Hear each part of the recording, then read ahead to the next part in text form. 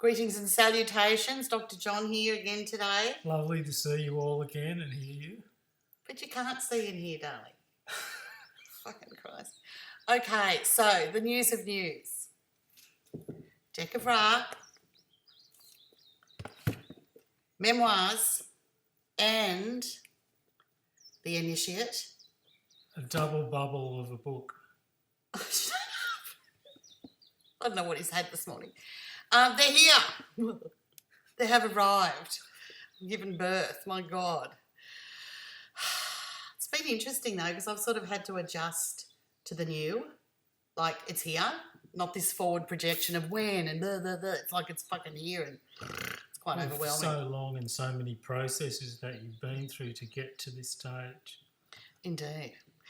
Okay, so anyway, they're here. I'll flash up where to get them from, and I'm just filled in some bullshit to get listed with Amazon. My God, they asked for your DNA.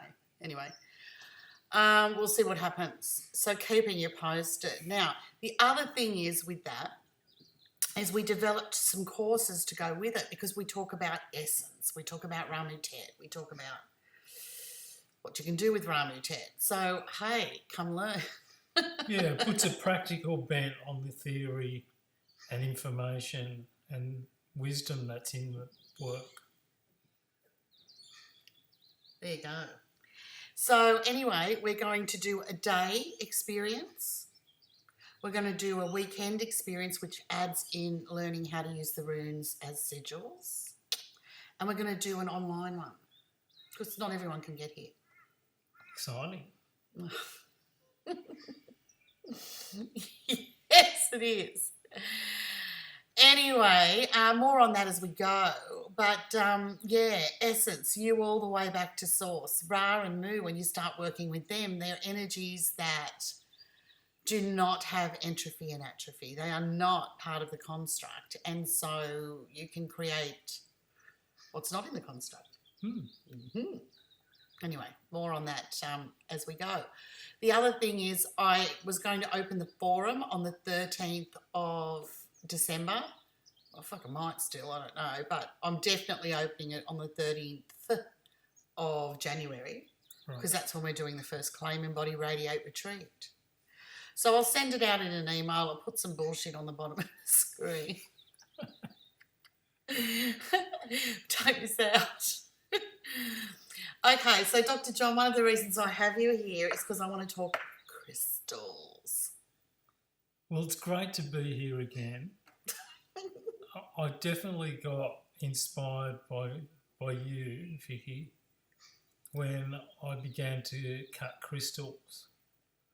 And what became very clear to me was that whoever cuts the crystal programs it.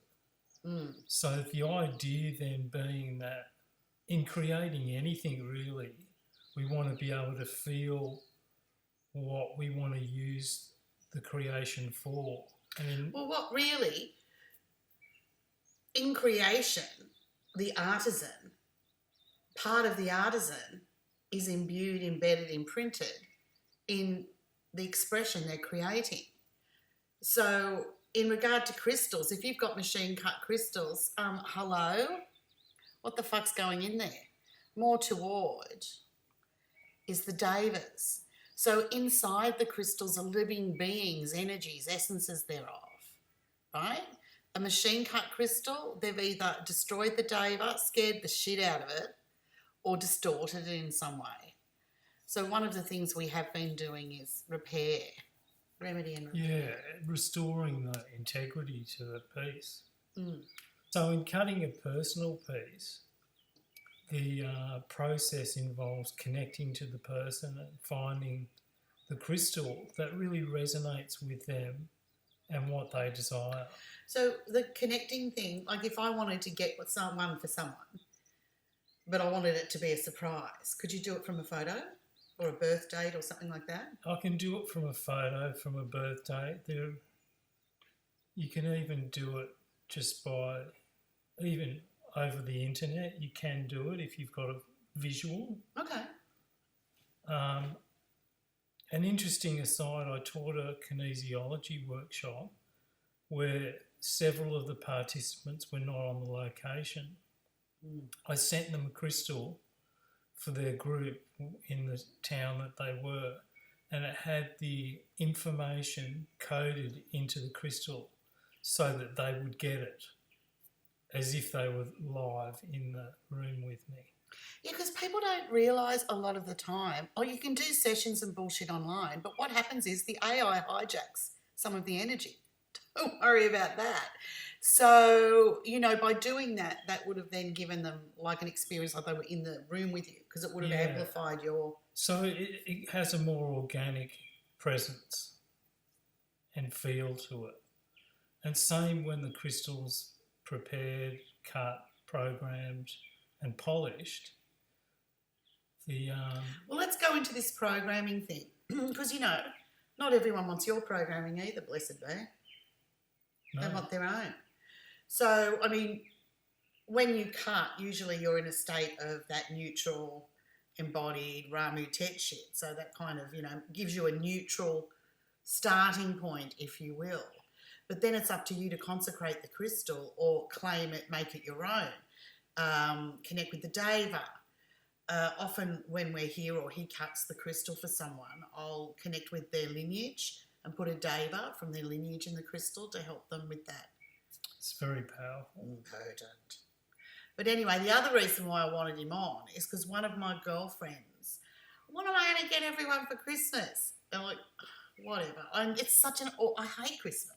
Well, it's kind of forced upon people to do something. I just think the whole present thing, I get the whole getting together and blah, blah, but it just gets out of hand, And anyway, she'd commissioned Johnny to do a crystal for a friend of hers' birthday. And when she picked it up, and took it, she was like, oh, fuck, this is really cool. I want one myself. So what we're doing is Johnny found a big crystal and he's dividing it into 4 because she wants one for Nana, one for Mummy, and one for sister, one for her. So it's like a lineage piece connecting all the women, and he's going to cut beautiful hearts. Anyway, that sort of led to this $50 gift idea that you can go online to our Cult of Ra store, I'll put up a link, and you can order these things for yourself. They're beautiful little rose quartz faceted hearts. They're super cute, folks. Yeah, they're really fun. Yeah. And so, there you go.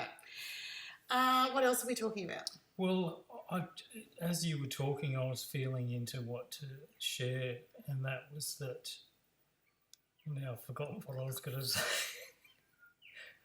I'll have what you're having. What did it begin with? I'll have to just get back to it. All right, I'll wait with bated breath. What else you got?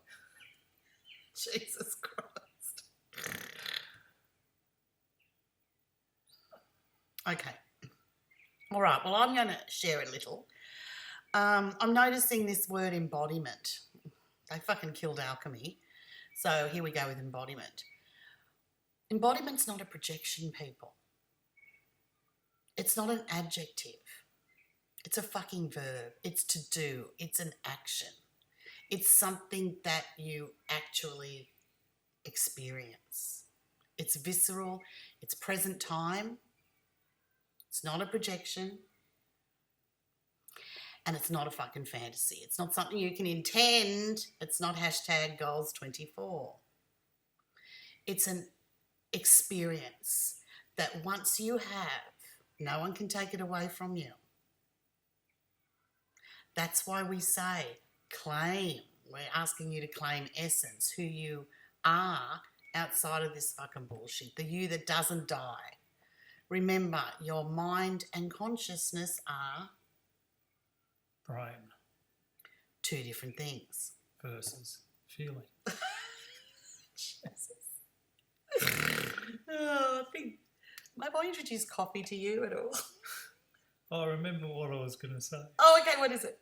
When the piece is, when you go into a shop, a crystal shop, and you pick up a piece and go, geez, that's pretty, that's nice. And it probably is. There's a difference between that kind of pretty and you pick up the piece and you go, yeah, it looks good, I resonate with it, but it has meaning, it has value. And invoke something. Yeah. There's a resonance. Because it's Yeah. real. There's something live inside that you are then in reaction to. So it's a bit, in a way, the analogy that I've come up with previously was you've got a computer that has a hardware system, and without the software, it means nothing. It's just like a box. When you program it, it can do something. And that's pretty much what we do with crystals, is imbue them with the energy that we want them to resonate with, that has meaning and value for the person that they're cut for. Right. So further to that then, when I did the cards, I created runes of Ra. They're all shiny. Runes of Ra, and they're on the bottom of each of the cards, and there's a little explanation of how to draw them and create a sigil with it. So the difference between a rune and a sigil is essentially one's claimed alive by you, a sigil, and a rune's like a little bit more two-dimensional, if you will. It's like literally a sign. It's flat until you zoom it up and Give it life. give it life. So when we did Runes of Ra, I got Johnny to create me some crystals that I put these runes on, right? So you can use those in your workings. You can carry it as a talisman. You can use it in your spells. You can use it in your rituals, whatever. Anyway, when you get them, Johnny's cut and faceted these, but you get it with a, there we go, how's that? With a sheet of these stickers. So you then consecrate them. You make them yours when you put it together, right? So to consecrate or to make them yours, many types of ritual, but you can be as little, if you will, as tracing it with the finger. And as you're doing that, you're imbuing it with your energy, your experience, your expression of this particular one is lineage. Nice. So if I'm trying to connect with kindred, I'll be carrying this one. I'll be working with this particular rune/sigil.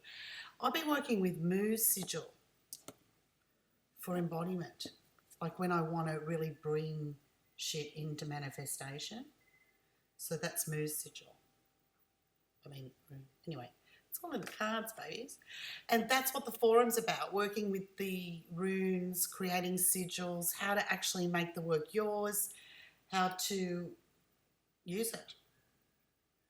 Lovely. Well, that's what the Claim Embody Radiate's about. We're asking you to claim essence. So essence is you all the way back to source. It's the part of you that doesn't die. It's not your fucking mind, people. It's your consciousness. And therefore, it's not just a lecture; it's an experiential. Oh yeah, fuck no. This is not information. This is an experiential. It's a doing. And so the embodiment then of that, as you do that, your radiance changes. So we're radiating then this new experience or expression that then the reality will answer and mirror. So lovely. I know, right? The other thing in the teaching of the Ramu Tet is how to use it. So what basically happens is as you use this energy of Ramu Tet, I've talked about it before, if I can get on it, listen to before ones, and this radiance happens, it creates a visceral Sekhmet energy. And this energy is not formed from within the construct, it's pulling from outside of the construct. So it doesn't have the same limitations.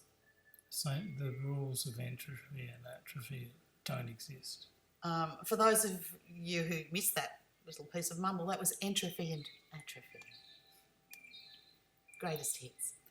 Okay, so it doesn't have the entropy and atrophy. So when you start to work with it and use it, it reacts or acts on this reality in a completely, it's quite fresh, fresh way.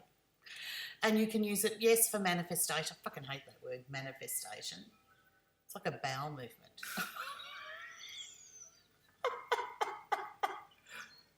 How do you come up with that?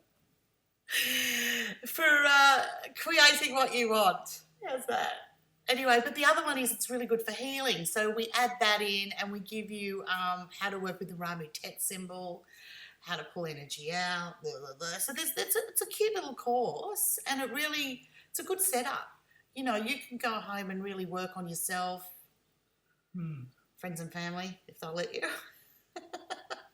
You get some skills. Yeah, get some skills, some life skills. And, you know, if you like what you're doing and you want to go further, of course you can. Come back and learn more. And, yeah, it's like a little taster. So I'm going to put the dates for this Claim Embody Radiate up on Retreats Byron Bay. And be sure, if you haven't already, order and experience the book and cards in person. Why don't you tell the people, darling, not me? Hello. Don't work with children and animals. You won't regret. Get on it! Getting the book and cards. No, darling. Well, thanks for listening, and I hope you've got something of value out of it, and know that you can experience more at Retreats Byron Bay and Indeed. the Eye of Ra School of Consciousness. Indeed. So stay tuned. Get onto the Sekhmet Speaks website or Eye of Ra, all the bullshit that's here. And if you join those mailing lists, you'll know when the dates are coming and, you know, what we got going on. I mean, the Cult of Ra I'm adding stuff to all the time. Beautiful artisan products, things that, you know, they're special. Most of the things you can't get anywhere else. Some of the things, we've got Northern Lights, beeswax candles, we've got Incalsa. Incense. We've got our Eye of Ra essences as well as Sacred Space sprays. We've got Patar Rocks crystals. We've got Muju, which is a really yummy tea. What else have we got? Oh, the dental stuff. Dr. John Tooth Polish. Dr. John Tooth Tonic. All that. Anyway, go on and have a look, people. If you join on that one, you'll know when we've got specials and free postage and all that shiznay. Awesome.